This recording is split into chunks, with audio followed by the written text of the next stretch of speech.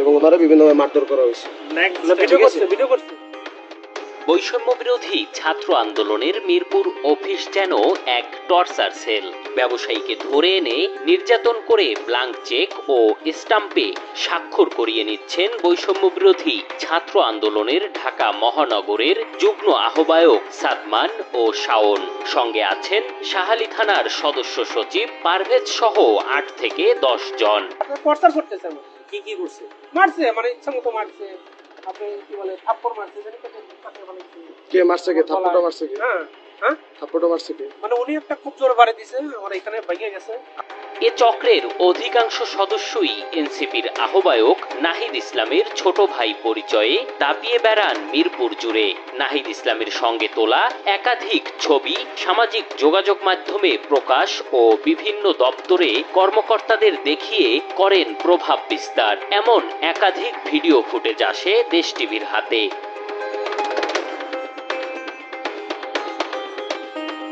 অভিযোগের সত্যতা যাচাইয়ে মিরপুরে প্রাথমিক শিক্ষা অধিদপ্তরের মহাপরিচালকের কাছে দেশ টিভি টিম। ক্যামেরার সামনে কথা বলতে রাজি হননি তিনি, তবে জানান নাহিদ ইসলামের সঙ্গে ঘনিষ্ঠ ছবি দেখিয়ে তার ছোট ভাই দাবি করে বদলি সহ বিভিন্ন বিষয়ে চাপ প্রয়োগ করেন তারা।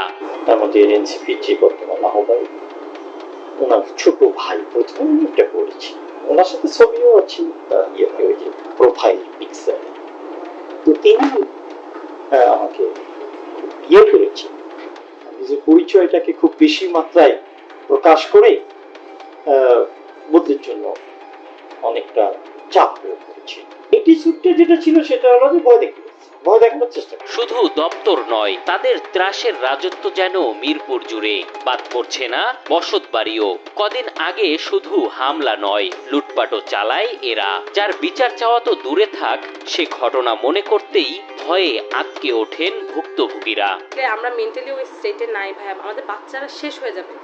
বাচ্চাগুলো এখনো ট্রমাটাইজ হয়ে ঘুমাইতে পারে না। ওই দিনের রেকর্ডটা শুনে বিশ্বাস করছেন না তো, ওরা এই জাস্ট জানবে আমাদের বাসার সামনে সব নিয়ে হাজির। আপনারা তো দুজনের নাম দিচ্ছেন না, অসংখ্য, কয়টার নাম বলবো? এবার বৈষম্য বিরোধী ছাত্র আন্দোলনের এ নেতাদের সম্পর্কে জানতে জাতীয় নাগরিক পার্টির আহ্বায়ক নাহিদ ইসলামের মুখোমুখি হতে চাই আমরা। তবে ক্যামেরার সামনে কথা বলতে রাজি হননি তিনি। বলেন এদের কর্মকাণ্ড সম্পর্কে কিছুই জানেন না, তাদের বিরুদ্ধে ব্যবস্থা গ্রহণেরও দাবি করেন তিনি। বিষয়টি নিয়ে কথা বলতে বৈষম্য বিরোধী ছাত্র আন্দোলনের কেন্দ্রীয় কার্যালয়ে গিয়ে পাওয়া যায়নি কাউকে। ফোন কলও রিসিভ করেননি মুখপাত্র উমামা ফাতিমা।